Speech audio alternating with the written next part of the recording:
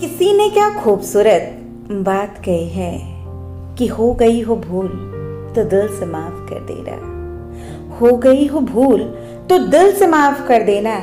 सुना है सोने के बाद बहुतों की सुबह नहीं होती। नमस्कार दोस्तों, ईश्वर सदैव आपका भला करे और आपकी झोलियां ईश्वर के आशीर्वाद से हमेशा भरी रहे। तो दोस्तों, बात करेंगे कहानी की। एक कहानी जो बताती है कि यदि किसी ने आपका दिल बहुत ज्यादा दुखाया हो, किसी ने आपको बहुत ज्यादा तकलीफ दी हो, तो कैसे उसकी बातों को भूलें, कैसे उसे माफ करें। तो ये कहानी है दो भाइयों की। बड़ा स्नेह था, बड़े प्यार से रहते थे। बड़ा भाई कोई चीज भी लाता ना तो छोटे भाई और परिवार के लिए जरूर लाता था। छोटा भाई भी उससे बहुत प्यार करता था। दोनों एक दूसरों को बहुत ही सम्मान की दृष्टि से देखते थे। लेकिन एक दिन की बात है कि दोनों में किसी बात पर कहासुनी हो गई। बात बढ़ गई और छोटे भाई ने बड़े भाई के प्रति अपशब्द कह दिए। बस फिर क्या था, दोनों के बीच दरार पड़ ही गई। उस दिन से दोनों अलग अलग रहने लगे। दोनों एक दूसरे से बात भी नहीं करते। कई साल बीत गए। मार्ग में आमने सामने भी पड़ जाते तो कतरा कर नजर बचा कर चले जाते। एक दिन छोटे भाई की बेटी की शादी का समय आया। उसने सोचा कि क्यों न मैं बड़े भाई के घर जाकर उनको मना ही लाऊं। बड़े भाई के घर गया, पैरों में पड़कर पिछली बातों के लिए, अपने कई अपशब्दों के लिए क्षमा मांगे। बोला, चलिए आपके बिना इस विवाह का काम कौन संभालेगा।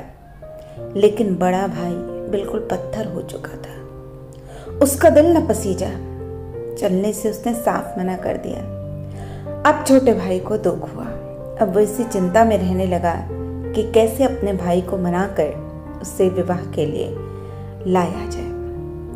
अब विवाह के दिन भी बहुत थोड़े रह गए थे। सारे नातेदार संबंधी भी आने लगे। किसी ने कहा कि जो उसका बड़ा भाई है वो एक बड़े संत के पास रोज जाता है, उनका कहना भी बहुत मानता है, उनका बड़ा आदर करता है।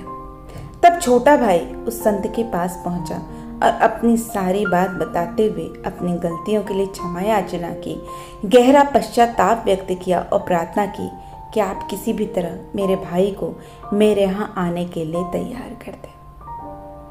अब दूसरे दिन जब बड़ा भाई सत्संग में चला तो संत ने पूछा, तुम्हारे छोटे भाई के यहाँ उसकी बेटी का विवाह है, तुम क्या क्या काम कर रहे हो। बड़ा भाई बोला, मैं विवाह में सम्मिलित नहीं हो रहा हूँ। कुछ साल पहले मेरे छोटे भाई ने मुझे ऐसे कड़वे वचन कहे थे जो आज भी मेरे हृदय में कांटे की तरह खटक रहे हैं। संत जी ने कहा, जब सत्संग समाप्त हो जाए तो जरा मुझसे मिलते हुए जाना। सत्संग समाप्त होने पर वो संत के पास पहुंचा तो उन्होंने पूछा कि कल रविवार को जो मैंने प्रवचन दिया था, मैंने उसमें क्या बताया था। अब बड़ा भाई मौन रह गया। कहा, कुछ याद नहीं पड़ता, न जाने कौन सा विषय था। संत ने कहा, अच्छी तरह याद करके बताओ। प्रयत्न करने पर उसने कुछ बातें बताई, लेकिन जो मुख्य बात थी वो उससे याद ही नहीं थी। संत ने कहा, देखो मेरे बात जो मैंने तुम्हें बताई थी कितनी अच्छी बात थी, लेकिन वो तुम्हें थोड़े देर के लिए भी याद न रह सकी।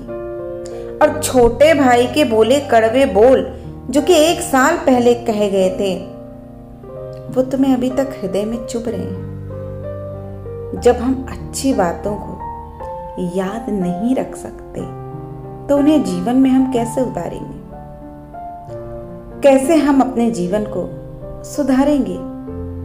और जब जीवन ही नहीं सुधर सकता तब तुम्हारा सत्संग में आने का क्या लाभ है। इसलिए कल से यहाँ आने की कोई जरूरत नहीं है। अब बड़े भाई की आंखें खुल गईं। अब उसने आत्म विचार किया कि वास्तव में वो गलत मार्ग पे है। दूसरों की कही बुराइयों को भूल जाना ही बड़प्पन है। यदि वो आपसे माफी मांगते हैं और उसके बावजूद आप उन्हें माफ नहीं कर पाते तो गलती उनकी नहीं है, आपके छोटे दिल की है।